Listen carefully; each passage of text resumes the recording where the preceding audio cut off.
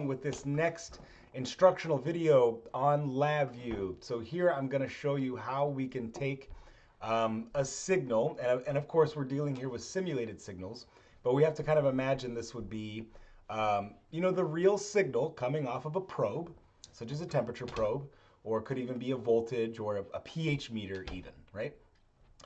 So in this video, we're going to talk about how we can take a signal that we're measuring and analyze it in real time, okay? And by analyzing it, I mean like we could take an average, we could take a standard deviation of that signal, or even more complicated analyses that might help us with our experiment. Okay, so here we go. So I've got my simulate signal program open. And what I'm gonna do now, let's see here, I want my tool palette. Where did we go? View tool palette, okay. And I'm just gonna make some room here for what I'm gonna do. So let's see here, I'm gonna move this off to the side, and I'm gonna move this off to the side. You'll see in a minute while I'm making myself some extra room. And over here, I'm gonna right click, I'm gonna go back to the label because now I'm gonna display two different types of values. Okay, so on this one, I'm gonna call this raw signal. Okay, and so that's gonna just give me my raw signal coming right out of this probe. And for now, I have a fairly fast acquisition selected, this 1000 hertz sampling frequency and 100 samples. On your own computers, if you need to slow that way down, that's totally fine. Perhaps even to 110 or even 10 and 1, just so you can not crash your computer. Okay, so now what I'm going to do, I'm going to right click here in my block diagram. Oops, and my floating head is in the way. So right click over here, and I'm going to go to the Express palette. And man alive, I didn't plan that very well. Okay, so Express, here we go. And so now under Express, I want to go to Signal Analysis. Okay. And here I get tons of options that I can do. I can do spectral analyses. And this would be like if I wanted to do a Fourier transform on my signal, which we'll talk about in due time in 363. That would be more appropriate if I was dealing with measuring sine waves or measuring frequencies, okay, measuring a spectrum. I can do distortion analysis. I can do timing analysis. I can do filters, so I can do high pass or low pass filters where I reject like a certain maximum signal or a certain minimum signal, okay? I can do histograms. There's so many options here that I can do. What I'm gonna pick is the statistical analysis, statistics, okay? And so what I get, you can see I get another kind of sub-VI right here. And I'm going to click on that. And now just like in the sub-VI simulate signal, I got all of these options that I can choose. I can choose these preemptively. And then I can also wire things in and out. So there's a couple different things you notice we can do. We can take arithmetic mean, so which is an average, median, mode, sum. I can do the RMS, I can do the standard deviation, etc. Okay? So now, I want to talk about the differences between a mean and an RMS. All right? And so notice that I'm able to click both. So I could actually view both simultaneously out of this thing. All right? So with the sample data right here, if you look at this, it's showing us an oscillating, this is a cosine function, oscillating about some amplitude. If I were to take the arithmetic mean on this signal, it would just be 0, right? The positive values and the negative values would cancel each other out. And so when you take the mean of an oscillating signal like that, particularly if it's about some 0 value, it's not necessarily useful. So oftentimes in measurements, we rely on the RMS, the root mean square. Okay, so you may have heard of this root mean square voltage.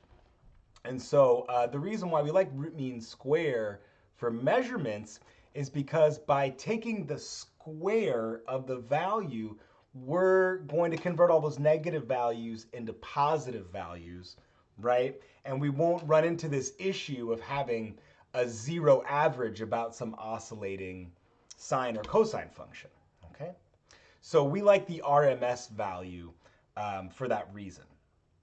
And I'm only gonna select RMS for now. That's the only thing that I want out of this, but you can see I've got all kinds of things I could do, right? I could even look at the time between samples. I could look at the number of samples. There's tons of pieces of metadata that I could extract out of this thing, okay? So I'm just gonna hit OK for RMS. I'm gonna unpin my palette there. And then now notice I can drag this all the way down, and because I haven't selected very many options, I only have a few options for this thing. I've got an input for the signal, and I've got an output for the RMS, okay? So now what I'm gonna do here, let's see, I'm gonna clean up my block diagram here. As I kind of told you guys in the previous video, I'm pretty anal with having a nice clean block diagram. And so now I'm going to wire this out. So I still want to send my raw signal to this chart as well as to this numeric. So I'm also going to send the signal into this signal area. And let's make myself some room here, okay? And then now I'm gonna make a new indicator over here, a new numeric indicator so I can view that RMS signal, numeric indicator. And I'm gonna put it right there, and we'll make it bigger. And I'm gonna call this RMS signal, so the root mean square of the signal. Oops, I wanna make sure the whole thing is large so I can view it. And now let's make that a little bit bigger. And let's see here. Beautiful. So now I'm going to be able to compare side by side my root mean square signal with the raw signal. Okay. And remember, this is a simulated signal coming out. So this raw signal, you have to imagine that's going to be like if we hook up a probe to a USB data card, which we're going to do that in the lab. So we will actually have a device, a temperature probe, hooked into a data card. The data card is hooked into the computer, and the LabVIEW program drives that process. All right? Okay, so now here is my numeric indicator, and I am going to now wire this up. So RMS into that, and let's see here. I think we're good to go. And now preemptively, I'm just gonna put this on like some non-zero value. Let's suppose we were trying to measure room temperature, you know, maybe something like that. All right, and let's suppose we've got a fairly noisy probe. Maybe its noise is like 0.2, so, or, you know, let's just type it in actually. I can just go 0.20 and then say check. And so what this, again, what this simulated noise is kind of simulating is if I was measuring, if my probe was certain within plus or minus 0.2 degrees is kind of what that's getting at. And let's also make this a nice even value. I'm going to make this 22.50 just so we can have nice even values. And I should be able to hit run and lovely. Okay, so now, as you can see, what we've got going on here, all right, we're getting, and so keep in mind, I'm doing this at a fairly high sample rate, so that's why it's going pretty fast. And as you look at the raw signal and you look at the RMS signal, at first inspection, they both appear pretty noisy, right? So you might be thinking, well, what was the point of all of that, okay? So I'm gonna show you now how I can actually visualize that this RMS signal is a lot more stable than the raw signal, okay? So let's go ahead and stop that.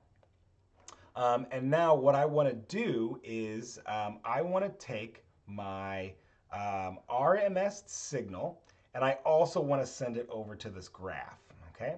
So to make this kind of clean so I can see where everything is going, I'm going to drag all of this up. I'm going to click once over here and then once over here, and then I'm going to send it right into this probe as well. And notice what appears. I like to call this thing the flux capacitor. And then, oh boy, it's a mess. So if we follow this signal right here, it got kind of confusing looking. Apologies about that. So basically what we have going on is I have the signal going directly into this probe. So that's one of these channels right here, okay? And then I've got the RMS signal going into another one of these channels. So this device here, if I ask, if I ask the question, or not the probe device, but if I hover the question mark over this device right here, you can see that's called the merge signals element. And so what it's doing is it's merging several signals into one combined signal, which will allow me to create a multi-dimensional array. So in this case, two-dimensional array of data. One dimension is the straight raw signal. The other dimension is the RMS signal, okay?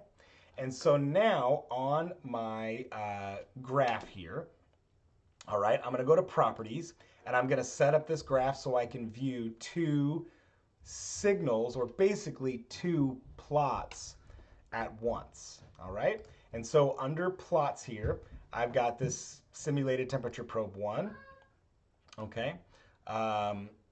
Let's see, what happened? It was supposed to give me, display format. Okay, what's going on? Oh, okay, so I want to click Show Plot Legend, okay? And then now under plots, I should have been getting two signals out of that. So what happened? Okay, so I'm gonna move this up so I can kind of see what's going on here. And I'm just gonna follow this to make sure. So I'm sending my RMS signal into this graph. Okay, so let's see here. So yes, the signal comes in and goes out, and then it goes into this graph.